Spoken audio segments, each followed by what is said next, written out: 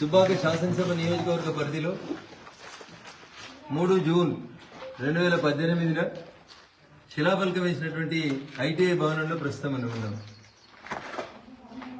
June 2018లో 5 కోట్ల రూపాయలతోటి పని ప్రారంభించినటువంటి ఈ ఐటీఐ నేను శాసనసభ్యునిగా ఉన్న 3 సంవత్సరాల లోపల మొండిగోడల్ని ఒక రూపానికి తీసుకొచ్చి నేను శాసనసభ్యుని నుంచి పార్లమెంట్ సభ్యునికి పోయిన దాదాపు 18 నెలలలో 18 రూపాయల పని కూడా ముందుకు ప్రోగ్రెస్ కాలేదు.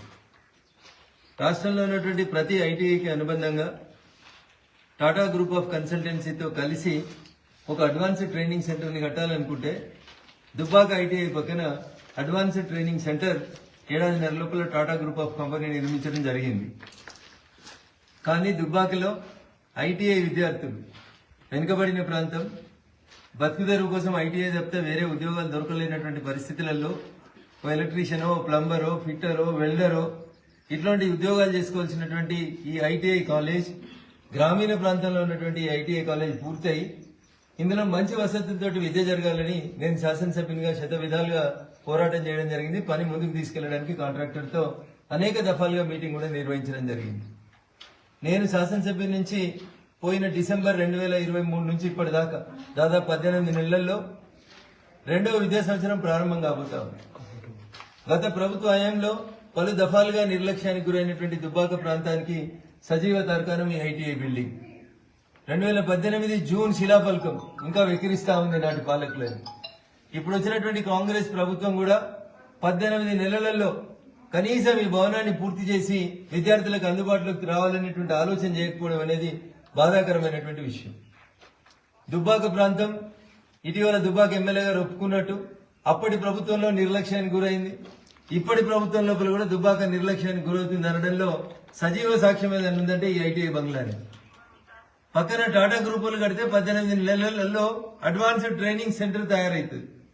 5 కోట్లు ఇచ్చి రాష్ట్ర ప్రభుత్వం 2018లో ప్రారంభించి 7 సంవత్సరాలు పూర్తిగా వస్తుంటే ఇవాళ కూడా ఈ బంగ్లా పూర్తి కాదు. ఇక్కడికి ఐటీఐ విద్యార్థులు రారు. ఒక 2 రూమ్లలో డ్వాక్రా భవనానికి సంబంధించినటువంటి ఒక మహిళా భవనంలో ఉండేటోళ్ళు ఐటీఐ విద్యార్థులు. నేను ఎమ్మెల్యే ఉన్నప్పుడు ఇంటిగ్రేటెడ్ ఆఫీస్ కాంప్లెక్స్ కట్టించి తహసీల్దార్ కార్యాలయాన్ని దాంట్లో షిఫ్ట్ చేసిన తర్వాత ఐటీఐని టెంపరీగా తీసుకుపోయి ఆ పాతగా అయినటువంటి తహసీల్ కార్యాలయంలో నడిపిస్తారు. రాష్ట్ర ప్రభుత్వం, రాష్ట్ర సాంకేతిక శాఖ విద్యామంత్రి గారు వెంటనే స్పందించి ఆగస్టులో ప్రారంభం కాబోయేటువంటి ఐటీఐ తరగతుల వరకు ఈ ఐటీఐ బిల్డింగ్ ను పూర్తి చేసి ఐటీఐ కళాశాలను దీని పక్కన ఉన్నటువంటి అడ్వాన్స్ ట్రైనింగ్ సెంటర్ ని వెంటనే ప్రారంభించాలని నేను రాష్ట్ర ప్రభుత్వానికి సవినయంగా అప్పీల్ చేస్తా ఉన్నాను. విద్యా వ్యవస్థ పట్ల దుబ్బాక లాంటి వెనుకబడిన గ్రామీణ ప్రాంతాలు కలిగినటువంటి ఈ ప్రాంతంలో ఒక ఐటీఐ భవనం పూర్తి కావడానికి 7 సంవత్సరాలు పూర్తి అయితే నిజంగా కూడా విద్యార్థులకు ఎంత నష్టం జరుగుతుంది అనేది రాష్ట్ర ప్రభుత్వం ఆలోచించాలి. నేనంటే రాజకీయంగా విమర్శలు చేసినా అని చెప్తారు.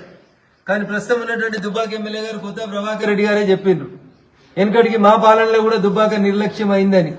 అందుకని ఎమ్మెల్యే గారు కొంచెం స్పందించి ఈ మధ్యలో ఎప్పుడో ముఖ్యమంత్రి గారిని కలిసినా అని చెప్పినట్టున్నారు మీరు ఆ డెవలప్మెంట్ పనుల కోసం. స్కిల్ యూనివర్సిటీ ఇంకేదో యూనివర్సిటీని మంజూరు చేసినా అని చెప్పిండ్రు. అవి తర్వాత ప్రారంభించారు. కానీ ముందు ఈ పాడుపడ్డ గుడిసెలు అన్ని ఇందులో వచ్చి చాలా మంది వచ్చి నివాసం ఉంటున్నట్టు కనబడుతుంది. ఐటీఐలో పిచ్చి మొక్కలు మొలిసిపోయినాయి.